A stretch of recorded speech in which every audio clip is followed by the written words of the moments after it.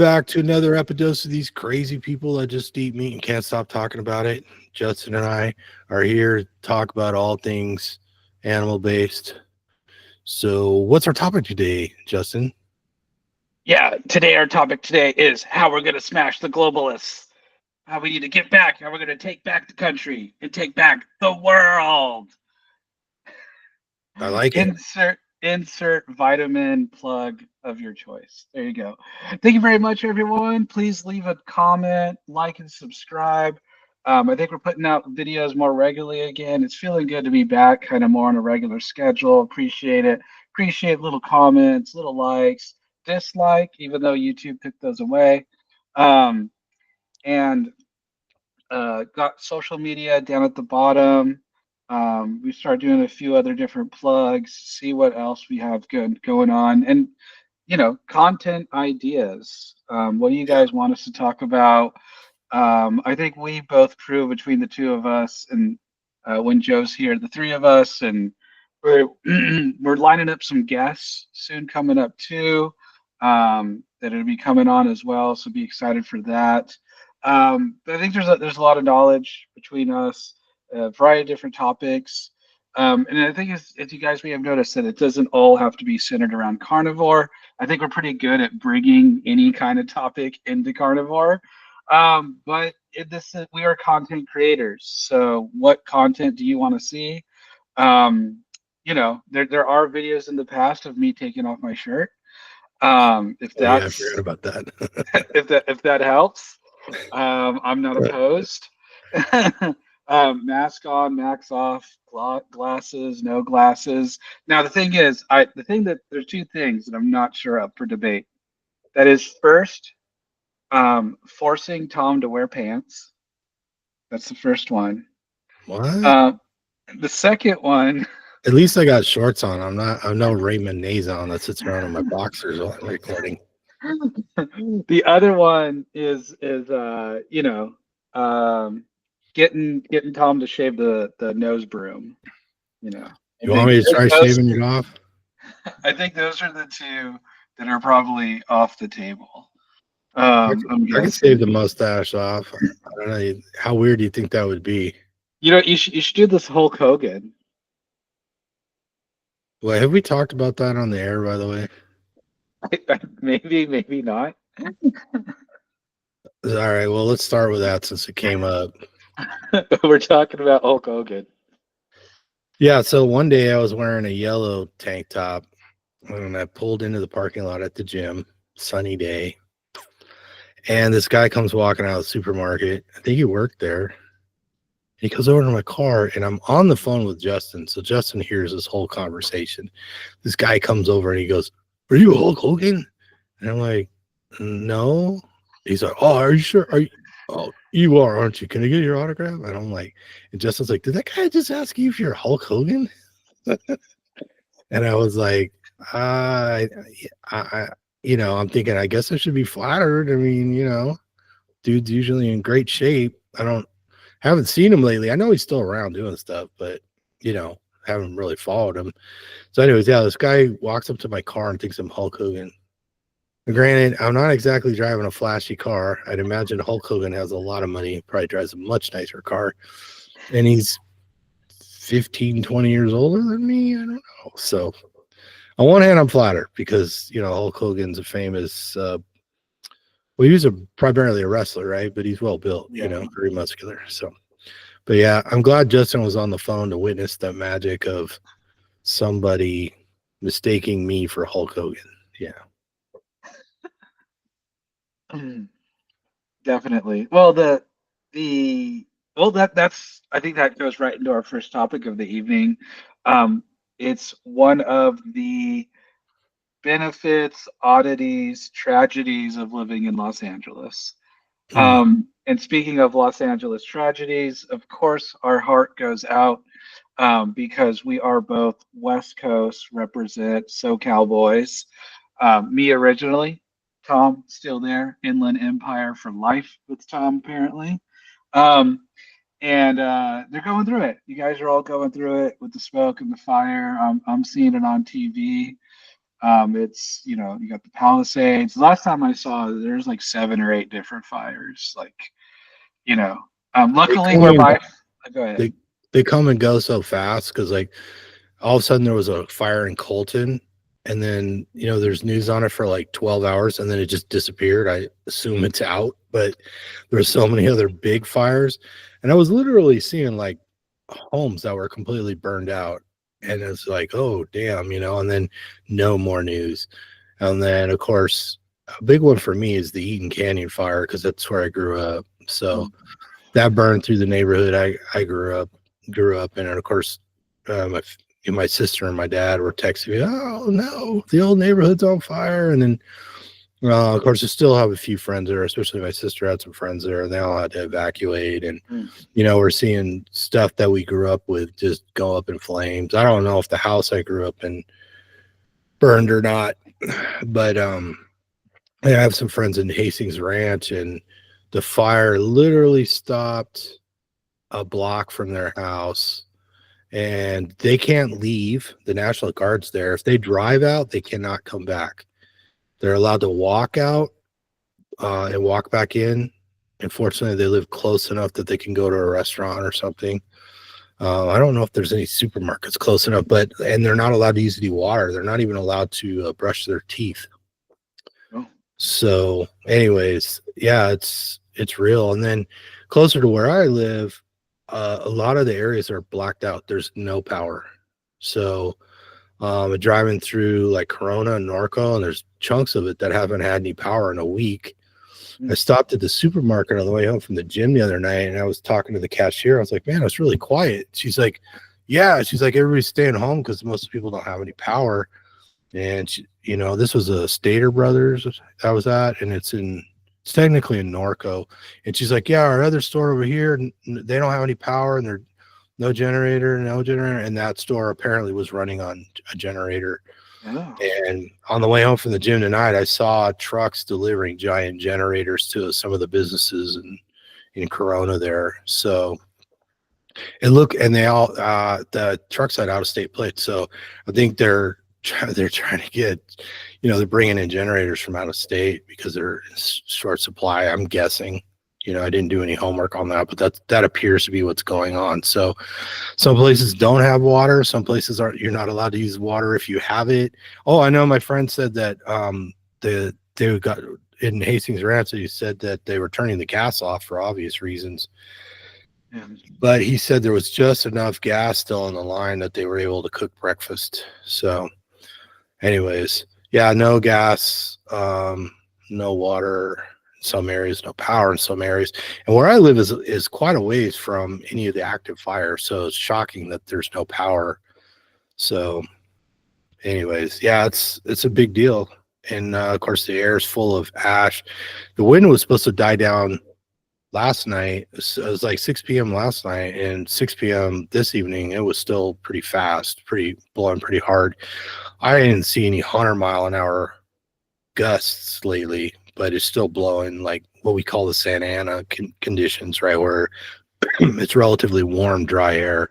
It's not hot air like the Santa Anas are sometimes, but definitely warm and dry. And lots of ash, lots of dust, lots of ash and stuff like that. You can't even tell anymore what's what. So Well, I remember my last birthday celebrating at a barbecue restaurant that Tom and I would frequent. Um, it was 2020, so it was COVID, and it was summer. It was crazy hot, is it and there was a July? fire. It was August because my Oh, birthday was in August. Okay. August. Yeah. Yeah, and there was a fire going on, and me and Tom, some friends of mine, Tom's girlfriend at the time, were all having to sit outside because of the modern pestilence, wearing masks On and the asphalt on the in the asphalt parking lot over in 100 degrees. over 100 degrees. You look across the freeway up at the mountains, and what was going on?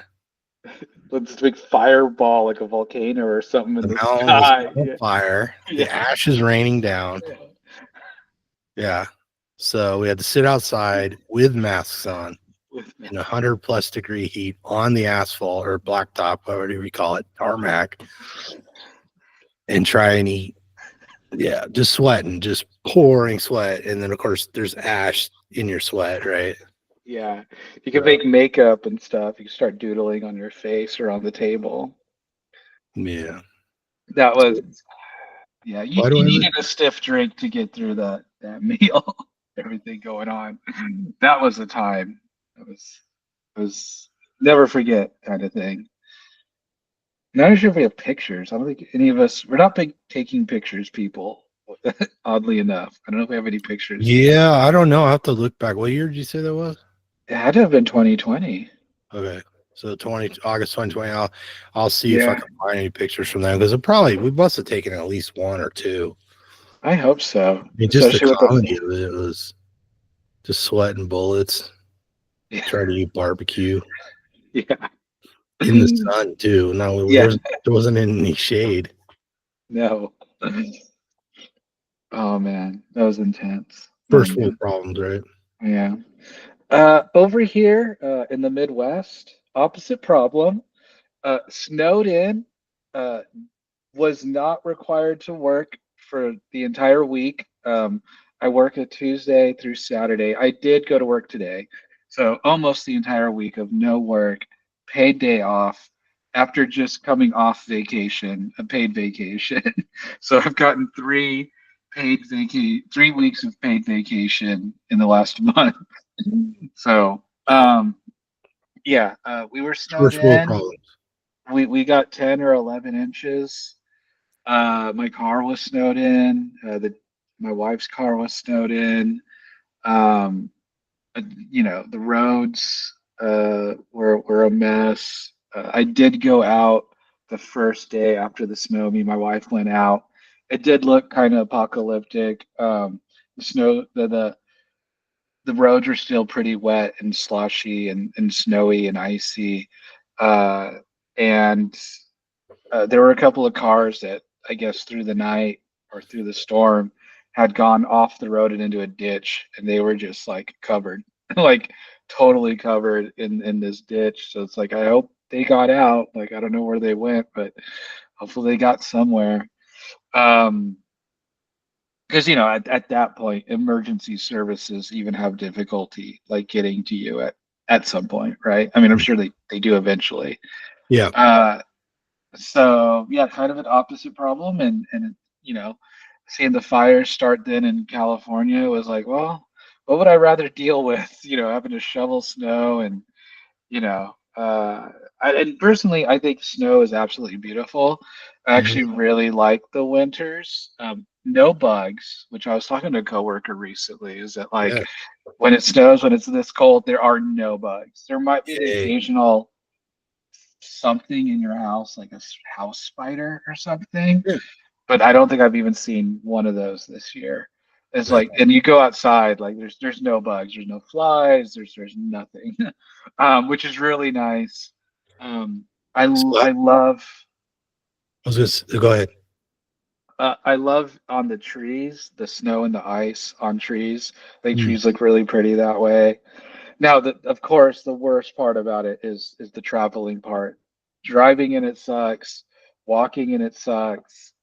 I don't mind too much being cold. I mean, whew, something about shoveling snow is a workout. Like it's 22 degrees outside, but if you're putting on a sweater, a shirt, a scarf, jacket, shoes, socks, pants, hat, all that going out to shovel snow, because that's what I did. Because I thought like, oh, I'm gonna be so cold, like I don't want to catch like whatever.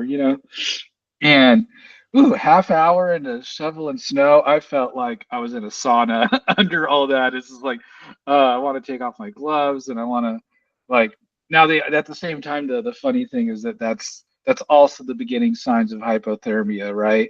Is that you actually want to take your clothes off. So it may have been that I was moving towards hypothermia and just feeling hot. But I swear I was starting to sweat shoveling snow. Um, and so that is a workout. I mean, let me tell you, because it's tedious. It is one of the most tedious because it's just it's kind of where. unfortunately, I'm really close to my neighbors. So one of the problems is just like, where do I put it? It's like I can't, I don't want to just toss it in my neighbor's driveway, you know, and I don't want to toss it into the street. So it's kind of like, where do I put it? It's like another struggle with it.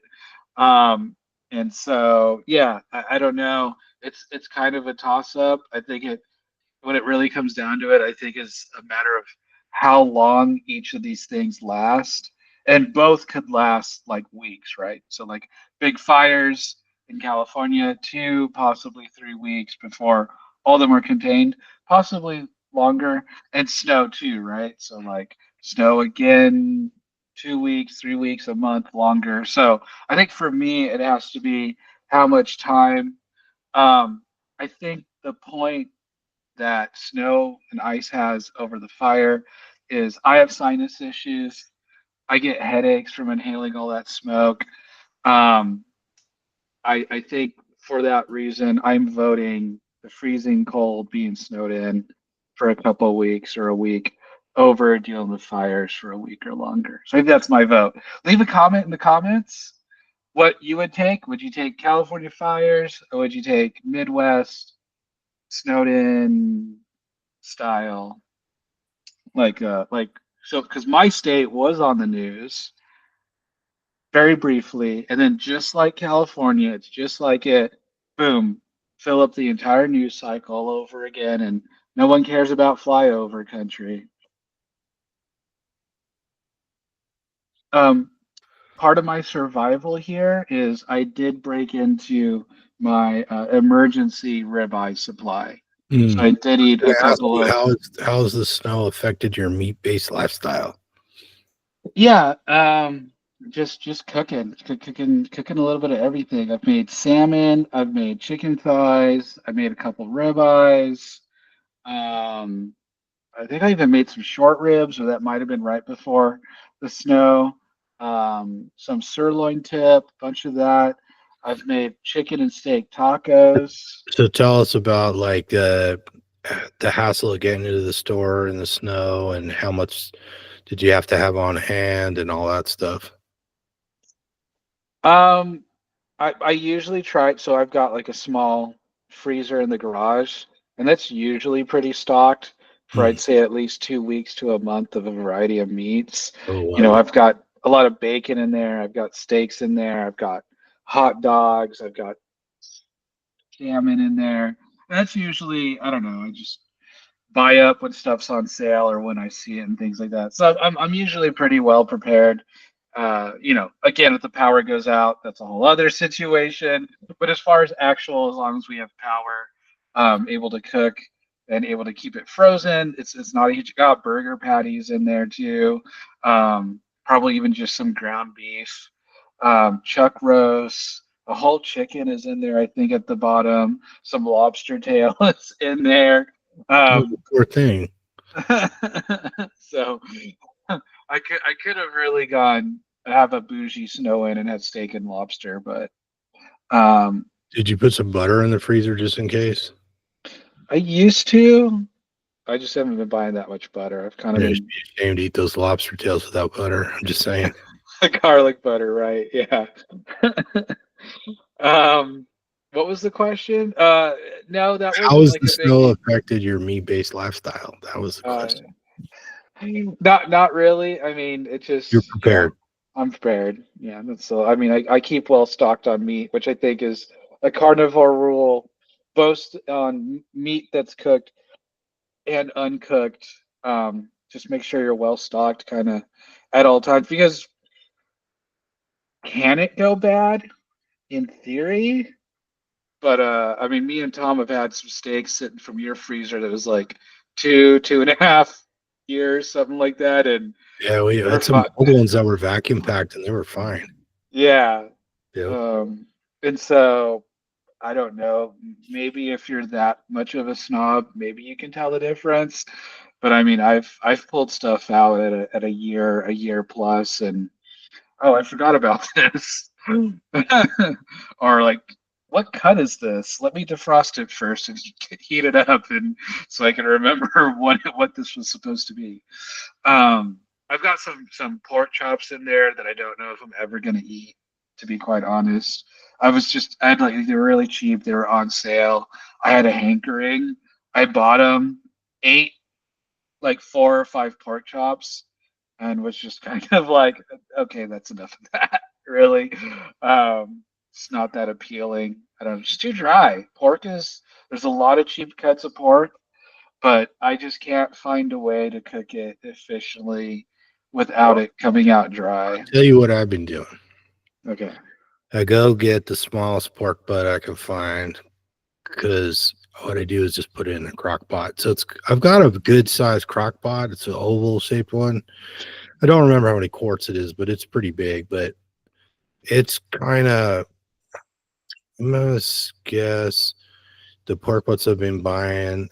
And I say pork butt, but anybody who knows anything about pork butt's actually the front shoulder of the pig. It's not the back. 'Cause you notice most pigs actually have kind of skinny butts. So the front thicker usually. So, anyways, um, I get it, the one with the blade bone in it. I forget which one's the Boston and which one's the picnic. But anyways, put it in the crock pot, let it cook on low for 8 hours, and then just tear it apart. And then there's so much fat in there, you're gonna be dumping the fat, and it's still like nice and moist. So, and you could save some of the fat if you felt like you needed to add some back in, but a lot of the fat melts right out of it, and it's still super fatty. So a lot of times, like I go to heat it up to eat it later, then some more fat's melting out, and I don't even eat it, and it's still really moist. So, and now I'm paying like God, like $3 a pound for it or something right now. It's cheap. Oh yeah, pork is crazy cheap. Yeah. So I was doing a lot of pork ribs before that. It was like almost every week I was doing 2 racks. And then I was like, oh, I haven't done the pork butt no more, pork shoulder in a while. So I started buying those, and probably done 3 weeks in a row now, something like that. In fact, I just picked one up. I'm gonna do another one. So Did your that's air fryer break, or are you just giving her a little break?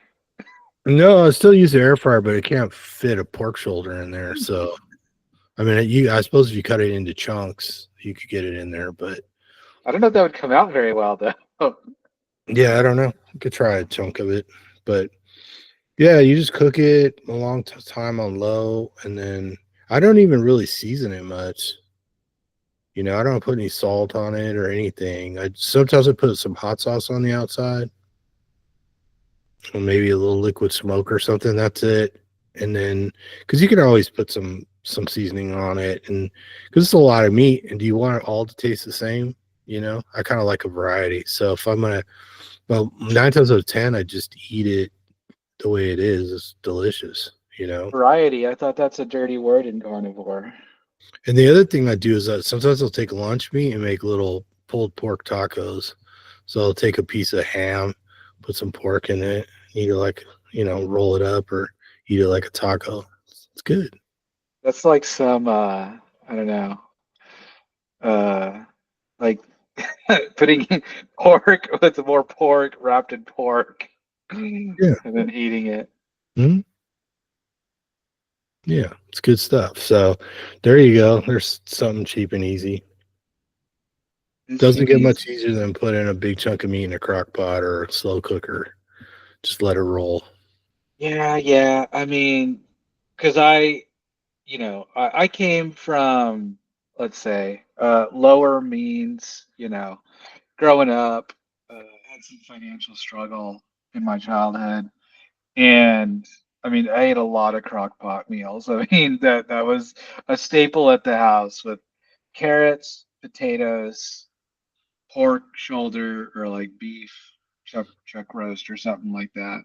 And that was, lunch and dinner for a while. And so I don't know, maybe it's hard for me to it's hard I feel like there's something about that it makes me kind of really miss the potatoes. Mm. you know, I don't know if I can. I mean, I'm sure I could do it if I had to, but whenever I try, it's kind of like this. I feel like something is missing. And that's just a hard thing for me to get over because of my past. Gotcha. Well, maybe instead of potatoes, you should put chunks of steak in there with it. There you go. Check the steak. Put some hard boiled eggs in there. Kind of look like potatoes, right? We kind of do. So, all right. Have you noticed the egg shortage? Yeah, I mean, I've noticed something's been happening. I think it was like last week, before the snowstorm. And there was this really kind of weird day where me and my wife went to, I think it's probably Costco, and it was crazy packed. I think it was like a Monday too, like a Monday afternoon. It was like, the hell, why are there so many people here? And like, I think it was that Christmas and New Year's had just ended, and Mm, Americans, our international audience may not understand this, but as Americans, if there's a day that we're not allowed to shop, we go a little bit insane. mm, Like we have to be able to shop every day for whatever reason. And that's a fair so observation. and so going in there, and we only grabbed like a few things, but there are people, so because Costco and Sam's Club, not only are there carts like huge, but you can get, I don't forget what you call those, but the carts, the pallet Flatbed? cart, yeah, Hmm. like there were a good chunk of people with like flatbeds like full of stuff, but of course it was like cereal and chicken and like, I don't know, some kind of pasta stuff. You know what I mean? I was just kind of like, what's going on? Like, and then like all the eggs were gone. And so it was kind of eerie. It was like reminiscent of like the pestilence days. Like if you remember, that mid-April into May, where like grocery stores were out of stuff because like people were like panicking, right? So it's Hmm. kind of like a very similar vibe. And what I think it was A, because Americans, the great sin of having a day where we weren't allowed to shop. So I was coming out to shop. And B, on the news about the storm coming. So I think that combination, people kind of went a bit wild, you know. I think they went wild for the wrong things, but they went wild nonetheless. But there was like, I mean, toilet paper, like it was insane. It was very reminiscent of Yeah, 2020. bottled water, toilet Yeah. paper, and then of course masks and gloves, hand sanitizer. Yeah, all that stuff is gone. I Well, hey, I remember. remember a couple of people having that side business of hand sanitizer and Clorox wipes. That was big Mm, business for a little while. mm, yeah, people with crystal balls ordered pallets of that stuff and then tripled the price or whatever, quadrupled the price. Yeah. I still find hidden stockpiles of all kinds of stuff like that, believe it or not. You're Don't know what very to do with it. It's like, throw this in the trash. Is it out of date? I'm never going to use all this stuff. What's going on? so that's what I noticed, the egg shortage. I've gone a couple of other times, and like Walmart and Target have kind of been more hit and miss.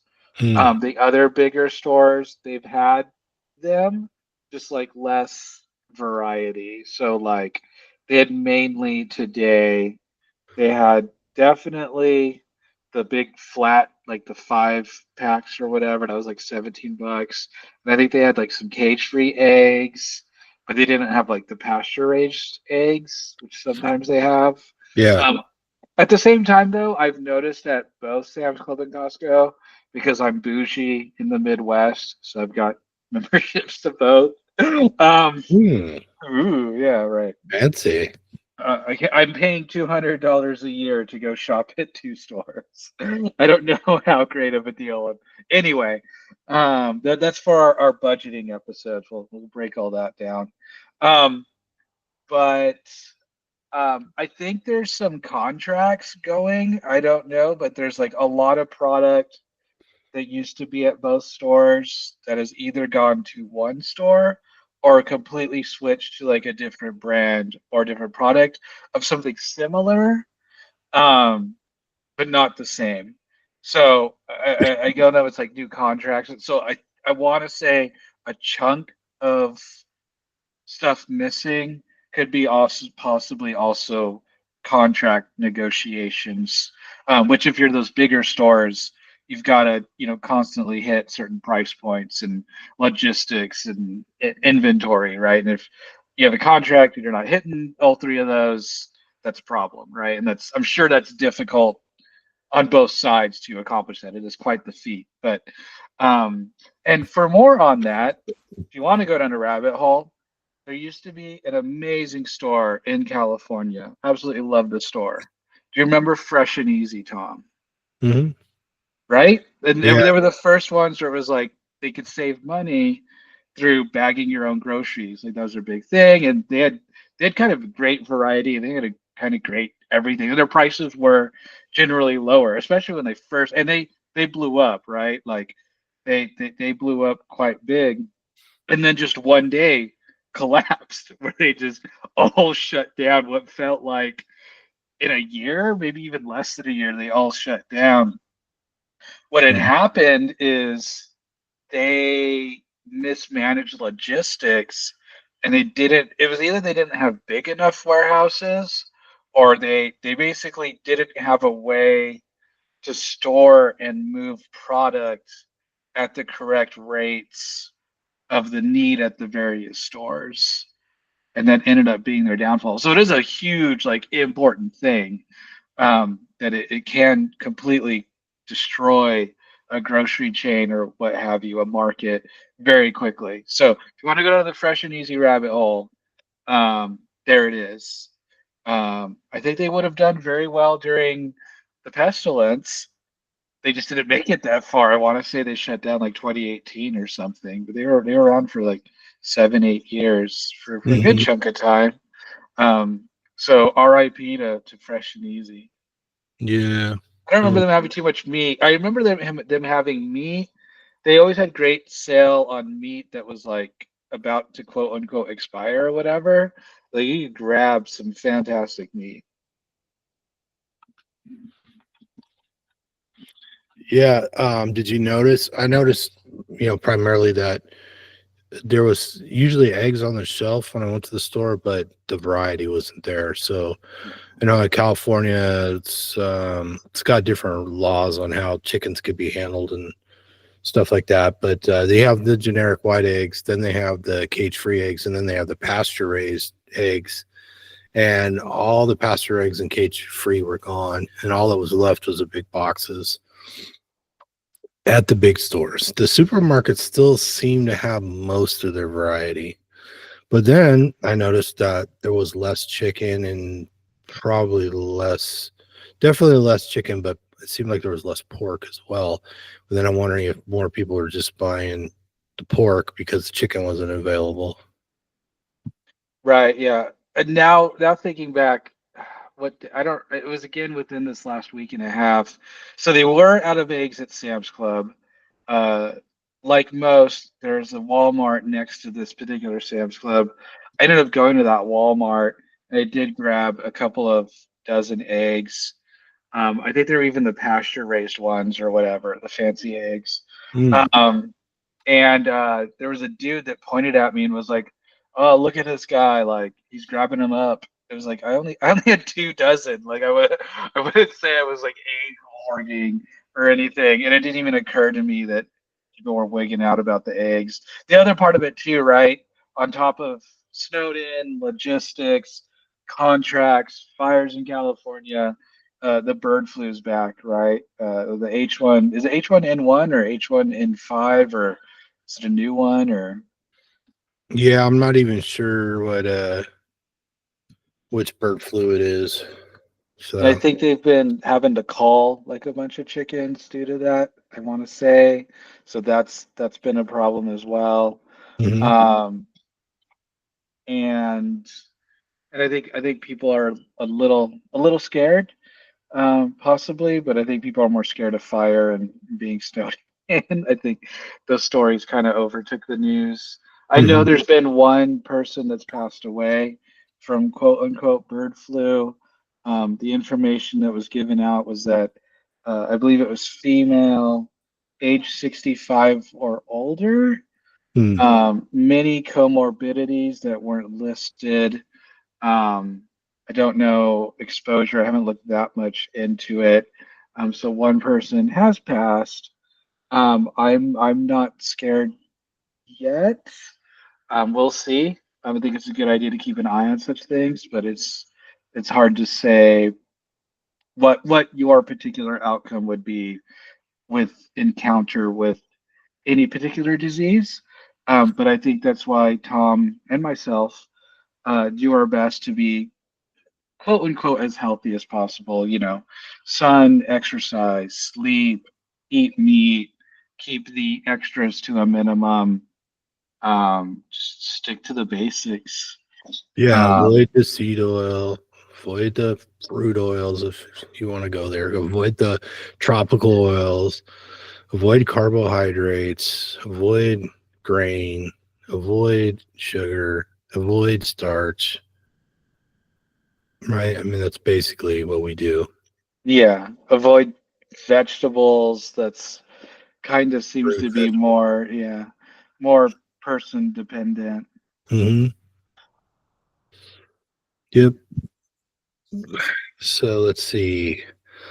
I haven't seen much impact in the grocery store from the fire yet, except that some of the grocery stores are clearly closed because they have no power. Some of them are clearly closed because they burned down. Fortunately, none of the ones that burned down are near me. They're not ones I shop at. Um, but and one would expect that it's probably going to be a shortage of bottled water pretty soon because a lot of people don't have water here, so or what little water is available they want to use to fight fire. So you know, but I don't buy bottled water from the store anyway, so it doesn't really concern me. But last time I went through the store, there was plenty there, which surprised me. So, Make sure you get your Alexa Pure water filter or your Berkey water filter system, a gravity fed survivalist water filter. yeah, well, one of the things I do is filter my own water because I don't have one of those um, known brands. I actually have a colossal water filter I built myself. And that's mostly because the water here is a lot of minerals in it. And of course, it's got chloramine in it to kill bacteria and viruses and funguses and everything. And so it doesn't taste good, doesn't smell good. So, and I just got tired of buying water at the store and hauling it home all the time. So I actually do filter my own water. So I have a rather elaborate system. Because and the other thing is too, I have a small dog.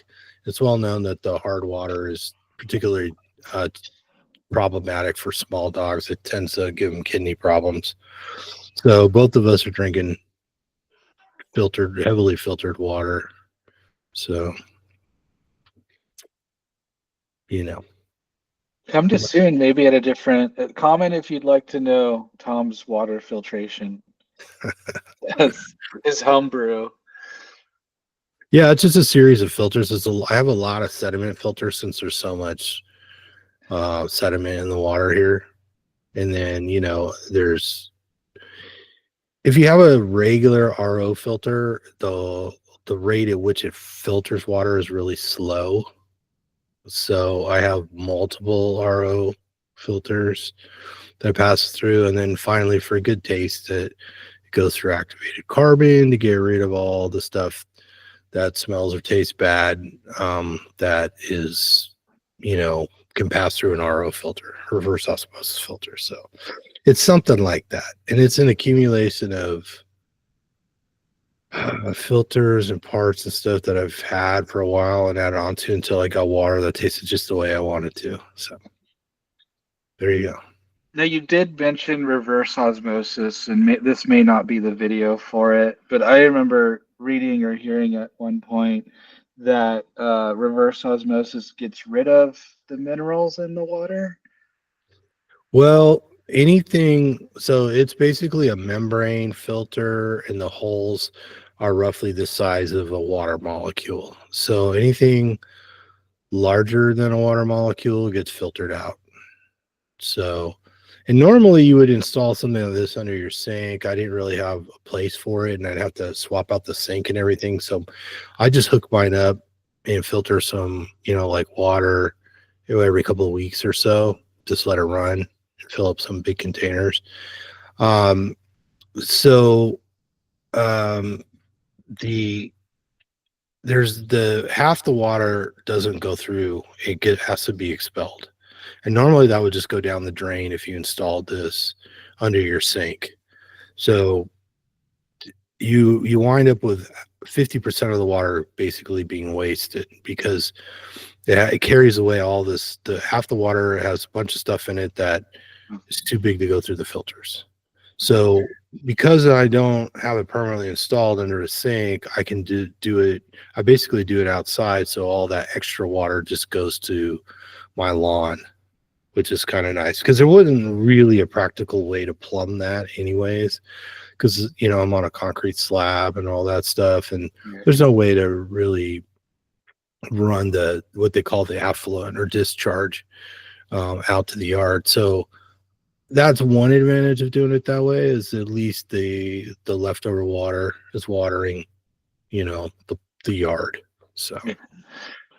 And plants don't complain about the water being too hard, no, the reducing lawn the doesn't mineral. seem to care. You might get like if you wouldn't want to give it to, say, like an avocado tree, Right. because it's too much. I mean, that's one of the reasons why they got rid of water softeners in a lot of areas, because a lot of the reclaimed water from the sewer system would go to crops like that, and when they could clean all the bacteria and stuff out, but it still has a lot of dissolved minerals in it, and that's not suitable for certain types of plants. And avocado used to be a big deal in California, and then I don't know, the labor shortage or something like that kind of killed that industry.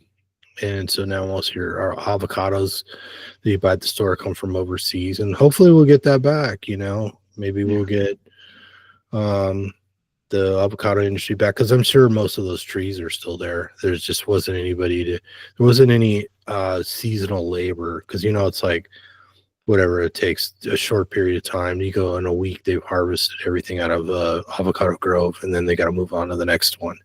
So it's not like that's a continuous job. It's a seasonal job, and you got to move from place to place for harvests like that. So anyways, hopefully that comes back, because you know I mean, if you gotta import avocados, you gotta spend a bunch of money on fuel moving them around.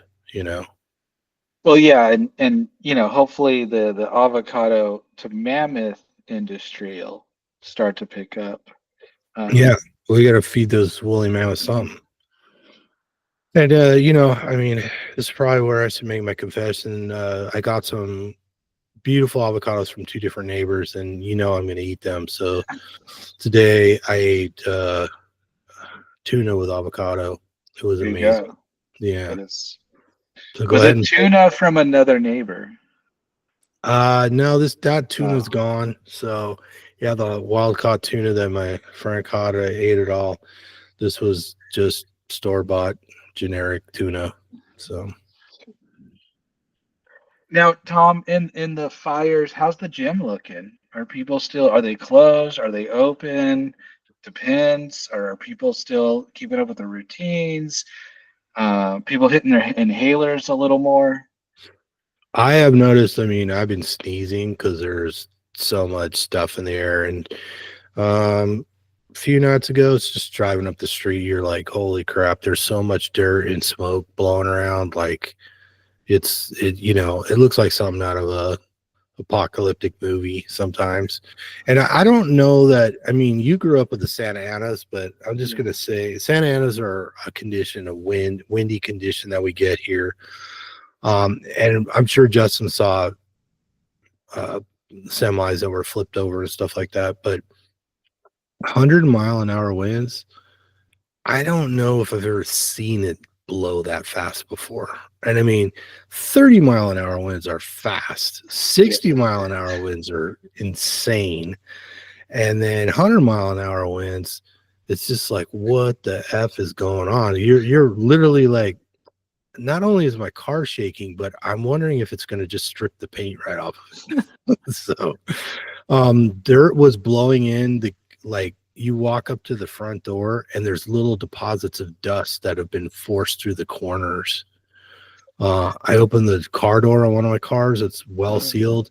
And when I did, like, all the dust had been crammed in all the crevices around the sealed door went in the air as I opened it. Because you're just like, wow, this, like, all this crap is just being forced into every little nook and cranny. And of course, it doesn't even make the news. Huge trees got ripped out of the ground by the wind. It would fall on the road, and it doesn't make the news because everything, the fire, is the thing that everybody's watching. So, and of course, I don't know. Did you see they had to bring in a giant bulldozer and bulldoze all the cars off of PCH? No, I didn't see that. That's crazy. I So think I saw like there's like 15 or 20 cars I saw like lined up. So literally dozens and dozens of cars, nice cars, brand new Teslas, and it's whatever. That area over there is Santa Monica, the Palisades, Malibu, all that. There's a lot of wealthy people there, a lot of expensive cars, and the road got so clogged that people just got out and abandoned their cars. Unfortunately, they all took their keys with. So when the fire department and everybody else, police show up, they have no choice but to bring in a bulldozer and just literally bulldoze. I don't know. It could have been over 100 cars. They literally had to bulldoze them off the road. Just a giant red bulldozer, like a really, really big one. Just Huh. scooping cars off and dumping them off the side of the road. Yeah.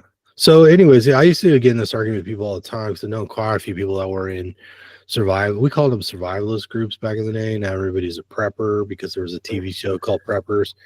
But anyways, everybody's like, "Oh yeah, I'm gonna pack up and leave town." I'm like, "You are not going anywhere." And then the other are like, "I'm gonna off road out of here." I'm like, "Man, every trail is gonna be clogged so quick." I mean, anybody who goes off roading knows that how easy it is for somebody to break down or get stuck. And as soon as one person breaks down and gets stuck on a trail, everybody's got to stop, And the streets are just as bad. I mean, we have traffic all the time, and there's no emergencies most of the time. So I don't know. And my take is, um, plan on staying where you are. If there's a bad fire, jump in your neighbor's pool. That's all you got. And have a Well, fire hose. This is another thing I was talking to people about. Get a fire hose. I have a fire hydrant right in my front yard. If a fire breaks out, the fire department's nowhere near. Because this was what happens in California. The fire department gets busy as hell. They may never make it to your street. You may not even hear them. They're stuck so far away. So get a hose. Everybody's like, "Oh, you can buy a fire hose." I'm like, yeah, you could just go to Home Depot or Lowe's. If they don't have it on the shelf, they'll get it for you. A lot of places that sell building supplies and stuff have them on the shelf. You can Amazon. I bet you if you went on Amazon right now, there's probably 100 different fire hoses you can buy. I don't So know, Tom. I'm gonna fact check you on that you one. fact check me because all you need is the hose, a nozzle for the hose, and a wrench to turn the fire hydrant on and off. And of course, you want to look at the fire hydrant that's closest to your house and see how big the openings are, right? So they probably start at like 1.5 inches and go to 2 inch, 3 inch, 4 inch, stuff like that. And I don't know. I've lived here for a long time. I've had more than one friend that was stuck in the middle of a fire, and the fire department was nowhere nearby. And they call you up and like, "Hey, can you come help me grab stuff out of my house?" Yeah, but you always bring your hose. You got to bring a freaking fire hose and sometimes that's what it comes down to. It the fire department's tied up doing something else, and you got nothing. There's nothing you can do but try and put the fire out with your own hose. And I've seen it work in a neighborhood before, where everybody's like, "Oh yeah," they call friends, they bring more hoses, they throw a pump in a pool. It's real. So they do have them. They're 1.5 inch by That's the 100. smallest usually fire hose. Yeah, it's like an inch and a half. But so you just go take a tape measure ruler, go out to your fire hydrant, and like they're usually in half-inch increments. So and actually over an inch and a half, they're usually 1 inch increments. So you can figure out real quick how big the opening is, and the fire hydrants are usually male. So you need a hose with a female end on it or an adapter. And then just get a nozzle. You don't have to get an expensive brass nozzle if you're only going to use it once or twice. You can get the plastic nozzle. The cloth hoses are tougher and hold up the heat better. And then the flat hoses, they're usually blue. They're, pump hoses. You know, they're more susceptible to damage in a fire. I wouldn't drive a vehicle over them if I could help it, but they'll do in a pinch and they're cheaper. Yeah, I'm seeing the big white ones, the flat Mm-hmm. ones. They're over $100, $150. There's one that was like $200, but Mm-hmm. it is a thing. So you Yeah. are correct. You can buy fire hoses off Amazon Yeah. for this is a good Or your chunk of off. local contractor supply or whatever. Yeah. So I mean, I literally have people go, "Well, is how could that possibly be legal to buy a fire hose?" And I'm like, even in the great state of California, they haven't banned the ownership of fire hoses. So if they're not illegal here, they're probably not illegal anywhere. I don't even know where my fire hydrant is. I don't know. Well, there you go. You want to know how far your fire hydrant is from your house. You're living in a relatively new community, so it's Yeah, not probably not very far away. So you just measure, figure out how far away it is and make sure you have enough hose. And that's the thing. I mean, we had people on the news saying, "Hey, they're interviewing a guy who's trying to save his own house. The fire department was nowhere nearby because they're busy fighting a fire before they even get to him, and he's just begging for help." So, what do? You roll up with your fire hose and help the guy out, right? right. Yeah. So it's a real thing. If you live in a fire-prone area, having a fire hose, you'd be now that you know that you can own one, you'd be silly not to have one. I think that rant right there should be cut for a short video. I think that is a fantastic Tom's message. Go buy a fire hose or why you need a fire And you hose. need a wrench to turn And the you're thing on. They usually have a big square nut on top. I think it's like a right, 1 inch. So if you have a pipe wrench or something like that, you have decent size. It's not that big a deal to turn a fire hydrant on. Now, keep in mind, a lot of them haven't been turned on in a long time, so that first little might be a little tough, but after that, they're not that hard to open. And yeah, you can't just use the fire from the fire hydrant if it's not an emergency without permission. If you need to use a fire hydrant, like usually it's like for construction or something like that. You go and you just buy them. You get a meter from the water company, and you screw it on. It's a meter that's like in a tube mounted on a tube. So you screw that on the fire hydrant and then screw your hose onto that. And then when you take it back, you pay for whatever water you used. But if it's an emergency, it's fine. You just put the fire out. That's what you do. I know, right. like, I've probably mentioned this before, but I had some neighbors around the corner I don't even know. They had a brand new BMW and it burned to the ground in front of their house. It burned through the asphalt. I mean, two of the wheels, you could tell they melted. They were aluminum, and they literally turned into liquid aluminum on the asphalt. And I think the other two burned. I mean, it was a hot fire. I mean, this thing burned down to a charred carcass, and I didn't see the fire. I came home afterward, and then Right. of course the ground was completely scorched for a long time. So situations like that could pop up if you live somewhere like I do where there's palm trees. I mean, palm trees are the worst. So when they catch on fire, look out. So if you see a palm tree on fire, you need to put that out as quickly as possible. And the only way you're going to do it if it's at any height is with a fire hose. So yeah, your garden hose probably can't reach it. It's worth a shot. If you can spray that high, um, it's worth trying to put them out. But what happens is, the palm trees catch on fire and then they just spew embers everywhere. And they're high enough up at the ground, they travel long distances. So I mean, when I was a kid, I grew up in Pasadena, the foothills there near Eaton Canyon, and the mountain would catch on fire, and embers would come all the way down from way up on the mountain, like miles away, and land on people's roofs and in their palm trees and start fires down in our neighborhood. And people are literally just scrambling on the roofs with hoses to put fires out and try and spray down the palm trees and stuff like that. Because once you get a palm tree going in your neighborhood, every neighborhood around you is effed. It's bad. It's really bad, especially in high winds. So, and there's plenty of footage out there. All you have to do is go online and find some footage of a palm tree burning, and it's apparent right away how bad it is when they catch on fire. And I've seen a bottle rocket land in them and set them on fire. Ash from the mountain, embers from the mountain. And believe it or not, hot embers, the glowing embers, can travel more than a mile. It's got to be at least 5 miles from a forest fire through the air and set something on fire. And when I was a kid, everybody had wood shake roofs. So, we don't see them anymore, but the shingles on the roofs were made out of wood. So when they get dry, they catch on fire really easy. And when I was a kid, we saw it all the time. And then they passed a law where you can't have wood shake roofs anymore because of that. So anyways, get a fire hose and have a fire extinguisher.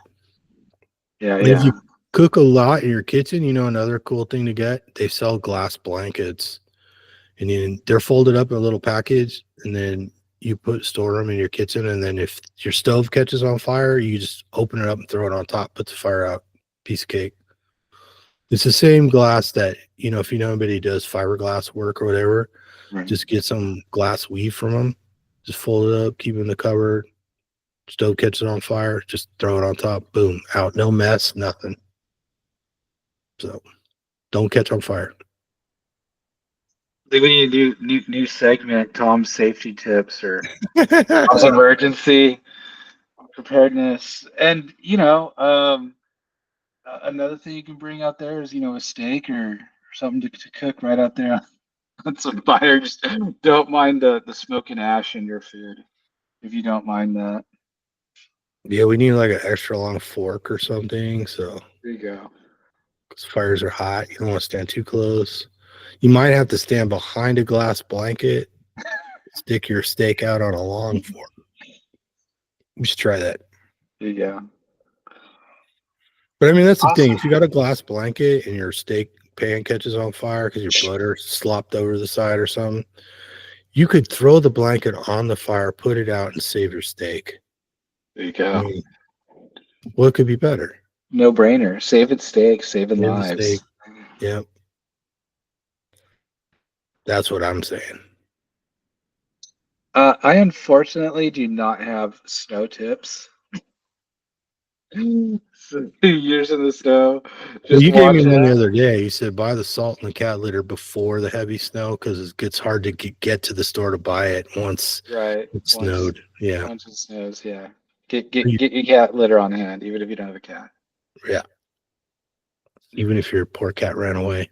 Sorry. Poor cat ran away. Yeah. And what the other one is, don't get too close to the big truck sliding down the road when it's icy. Yeah, certainly don't. Yeah, it's not a.